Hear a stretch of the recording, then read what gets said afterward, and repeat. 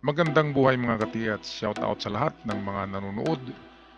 Ito'y karugtong na video ng ating video last 2 days ago. Tungkol pa rin ito sa Yamashita Treasure Map. At ito yung huling chapter sa buhay ni Bob or Rob Curtis, Robert Curtis sa tunay na pangalan. Nang narito pa siya sa Pilipinas, ito yung huling kabanata ng kanyang buhay dito. Ang di umano'y sinunog niya ang lahat ng mapa ng Apulacay. Pero bago sinunog niya ay kanyang kinunan ng mga litrato ito para ma-save niya at ma-record niya sa kanyang record books. Okay, so ito ang video. Back in the US, Curtis went public with his story. It was embarrassing for the Marcos regime and excited huge interest among treasure hunters. Curtis claimed to have photographed and then burned the original treasure maps before leaving the Philippines. He was now the key source of information about the supposed 172 sites. Few questioned. Ayan. Kaya yan ang rason kung bakit karamihan ng bumabalik dito sa Pilipinas ay hindi na mga Hapon. Kaya mga Amerikano ang palagi nating makita na pumupunta ng bundok. Noong una nga ay akala ng mga tao ay Amerikano ako kasi yung kulay ng buhok ko ay blonde noon. Kasi itong buhok ko ay puti ito. Kaya kinukulayan ko ng blonde. And then matangkad ako at may kaputian kaya Amerikano kung tingnan sa malayo. Kaya akala ng mga tao ay isa ako sa mga yon. Kaya yan din ang rason kung bakit palagi natin narinig na mayroong Amerikanong treasure hunter sa bundok na umaakyat. Dahil ang 172 maps ay ikinalat na ni Rob Curtis. Robert Curtis ito. Minsan tinatawag na Bob Curtis ng kanyang mga kaibigan. Kinalat niya sa Amerika sa kanyang mga kaibigan kaya maraming bumabalik sa Pilipinas at ang hinahanap mismo noong buhay pa ay si yung mapkeeper ni Takida, si Ben Balmores. Pero siguro patay na yung si Ben Balmores ngayon kasi kung buhay pa yun, nasa edad na yun na 90 anyos. Kaya yun, si Ben Balmores kaagad ang hinahanap ng mga American treasure hunters at isinama doon sa kung saan yung mga mapa na lugar na nandyan lang sa Luzon. Okay, ito naman, itong kasunod ay ito yung grupo ng mga Hapon na nagdokumentaryo ng Yamashita Treasure sa Pilipinas. Ngayon meron silang na-contact na isang grupo ng mga Philippine treasure hunter daw, Pilipino na treasure hunters na meron daw itinagong 30 tons of gold bar sa loob ng isang kuweba. Ito'y sa Mindanao. Kaya medyo kaduda-duda, di ba? Pero ito'y 19, ano po ito eh, mga 19 year 2000 ang video na ito ng madokumentaryo. At kayo na lang bahala mga katiyats magusga kung bugos ba ito, scam ba ito, o ito ba'y tunay na mga ginto. Ang mga litrato dito, nakikita nyo na ito sa internet. Pero itong exclusive clip dito ay minsan lang ito pinalabas. So narito ang mga Hapon, baka nabudol-budol na naman ito sila. Narito sinama ng guide na isang Pilipino, pumasok sila sa kuweba at binarina yung mga gold bars. So ito na yung video. But in April 1996, a Japanese documentary crew caught on tape a cave full of gold bars said to be worth over $150 million. For many, this was incontrovertible proof of the existence of the Yamashita treasure.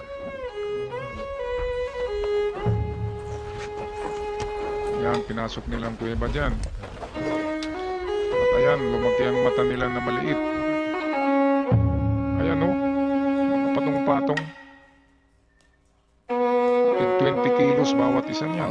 その87年からですね、何回かフィリピンの番組やる中で、I'd made several programs about the Philippines since 1987, and all throughout that time I thought I'd like to do a program about the Yamashita treasure. Ayan, 1987 siya nang mag-start, kaya estimate ko ay year 2000 nang pasukin nila ang kuweba nang pumunta sila dito sa Pilipinas.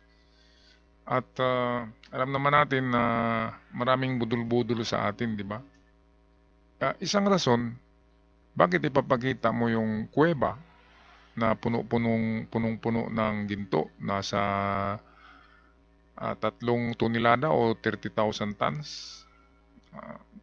Kasi halos mapupuno yung kuweba ng gold bars na tig 20 kilos bawat isa. Ngayon kung totoo yun, kahit siguro kaibigan mo ay hindi mo pwedeng papasukin doon, di ba? Kasi secret to the grave yan.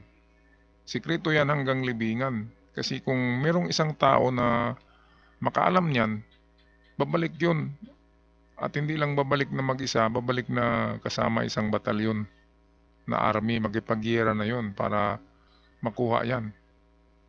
Kaya dito pa lamang, kapag ganyan na mga estilo na ganyan, kumikita na yan, gasgas na kung plaka, na meron silang ipapakita daw ng mga gold bars na ang dami-dami, tapos kukuha ng isa at barinahin, at yung piraso na binarina ay yun ang ipaasay. Siyempre, ang lalabas doon ay tunay na ginto. Kasi alam nila kung saan barinahin yung gold bars. Kasi nandoon na parte ng gold bars na yun, doon mismo sa binarina ng drill bit, yun ay pure gold, pero yung ibang parte ng gold bar ay hindi. Kasi budol-budol nga, magic. Parang magic lang. Okay, so itong Hapon, napaniwala nila ito. Kasi ang dinala ng Hapon na sample doon sa Japan pabalik ay talagang pure gold. Balikan natin ang video. Then, in the winter of 1995, someone brought me a videotape. I had a look at it and saw that it contained footage of several hundred gold bars in the jungle in the Philippines. As a result of that, I really wanted to get some film of it for myself. Ayan, in the jungle of the Philippines, alam ko na ito. Talagang parating Mindanao ito kasi nasa libro nga yan ng father na somewhere in Mindanao ay mayroong kuweba na punong-puno ng gemstones, ng golden Buddha, ng mga gold bars. At kapag pupunta ka doon, maglalakbay pa kayo ng ilang bundok ang tatawirin at hindi pwedeng magsama ng bodyguard. Pwedeng ikaw lang at dalawa lang kayo ang kasama mo. Kaya parang hold up na yan. Pagdating mo doon sa ikatatlong bundok ay pwede ka nang gapusin at kunin yung mga mo. O pwedeng iparansom ka dyan. Kaya kung ganyan, hindi talaga tunay na gold yan. Kapag pinapakita, and then bigyan ka ng sample na katiting lang, yung piraso ng drill bit, dapat ang sample dyan ay buong gold bar, and then hatiin yung gold bar, tapos tunawin muli. Tingnan natin kung pagtunaw niyan ay gold bar pa yan, baka tingga ng lalabas. Kaya ito, palagay ko budol-budol talaga itong mga Hapon na to. Ito na tingnan niyo maigi. Until I saw the gold actually in front of me, I really didn't think it existed. But suddenly it was there, right in front of my eyes. My first reaction was, this is amazing. Ayan, lumaki nga ang mata niya na singkit eh. Kasi akala niya totoo. Kasi wala sa Japan ang mga budol-budol. Wala sa Japan ang mga tulad sa atin dito na gumagawa ng mga replika para pambudol-budol. Ngayon akala ng mga ito na tunay. Siguro na budol-budol din ito. Baka bumili ito ng isang barita doon. Kaya tingnan natin ang ending part ng video kung saan binarina nila yung isang barita para kukuha ng sample. Ngayon magtaka tayo, bakit barina? Bakit ayaw lagariin, di ba? Kasi kung lagariin mo, makita mo yung section. Makita mo yung loob. Yung barina, eksaktong-eksakto lang talaga na yung portion na binarina, ayun yung tunay na gold.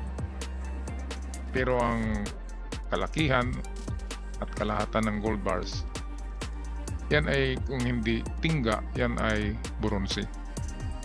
Okay, so ito na yung video ng binarina nila ang gold bar. いやすごいと、とにかくこれは。 The documentary crew were given samples from one of the gold bars, which they took back to Tokyo for testing. The tests proved it was high-grade gold. Ayan, high-grade gold daw, sabi ng Hapon. Siyempre, hindi nila alam na yung tidbits ng drill bits, yung nakuha nila na sample ng katiting lamang, ay talagang totoong gold. Kasi hindi nila alam ang modus sa Pilipinas na ganyan, na budol-budol gold bars. Okay, so kayo na lang bahala mga ka-TX. Totoo ba ang video na ito na nadiscover ng mga Hapon? Totoo kaya yung nakapatong-patong, nakapile ng mga gold bars na mayroong bigat na 20 kilograms? Ipaalam nyo ang inyong mga nasa isip nyo sa ating comment section down below mga ka-TX. Ako'y magpaalam na hanggang sa muli. Ito lamang sa ating channel na Golden Boy Guide to Treasures. Paalam at ingat kayong lahat.